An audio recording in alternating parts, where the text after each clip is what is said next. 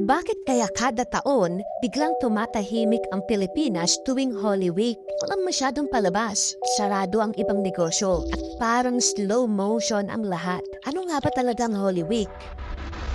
Ito ay bahagi ng Catholic tradisyon para alalahanin daw ang huling linggo ng buhay ni Hesus Kristo. Kasama dito ang kanyang paghihirap, pagpapako sa krus at muling pagkabuhay. Ginaganap ito sa huling linggo ng Lent o Kwaresma. So, ano yung mga ganap kada araw? Nagsisimula ang lahat sa tinatawag na Palm Sunday o Linggo ng Palaspas. Ginugunita sa araw na ito ang pagpasok ni Jesus sa Jerusalem. Sinasalubong siya ng mga tao gamit ang palaspas. Kaya sa Pilipinas, may blessing ng palaspas sa simbahan. Next, Holy Monday to Holy Wednesday. Sa mga araw na ito, walang masyadong malalaking event pero nagpapatuloy ang misa. Ayon sa mga Katoliko, ito ang panahon ng reflection, pagdinilay-nilay at paghahanda. Sunod ay ang Maundy Thursday. Diyan tinatawag nilang Huwebes Santo. Isa ito sa pinaka-importanting araw para sa mga Katoliko. Ginugunita nila ang Last Supper ni Jesus at ng kanyang mga alagad. Dito rin nagmula ang tinatawag nilang Eucharist o Holy Communion. Sa Pilipinas, may tradisyon na tinatawag na Visita Iglesia, saan bibisitahin ng mga Katoliko ang 7 simbahan. Sunod ay ang Good Friday o Biyernes Santo. Ito ang araw ng pagpapako sa krus ni Jesus. Isa ito sa pinakaseryosong araw para sa mga Katoliko. Sa Pilipinas, may mga ginagawang prosesyon, may nagtepenitensya, at may mga nagpapapako pa sa krus na parang ginagaya nila si Kristo.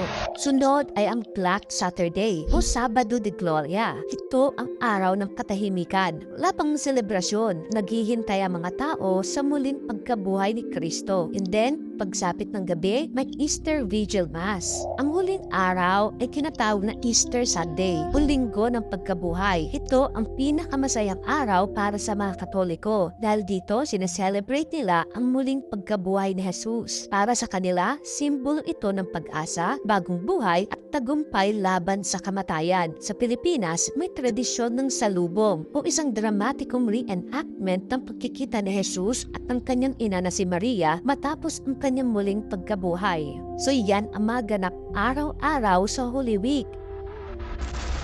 Pero alam mo bang may mga bawal gawin tuwing Holy Week? Bago natin isa-isahin yon, gusto ko lang i-share ng isa sa mga luxury ko sa buhay ay pumunta sa mga concerts. At ngayong Mayo, pupunta ako sa coolest music fest right now. Ito ay ang Circus Music Festival. Solid ng lineup nila. Haroken Edgar, Casey Pagdingan, PK Monterte, Happy at marami pang iba. Gaganap ito sa Parklinks Open Grounds Pasig sa May 9, 2026. Balita ko nagkakaubusan na daw ng ticket. So secure yours now. Kita-kits!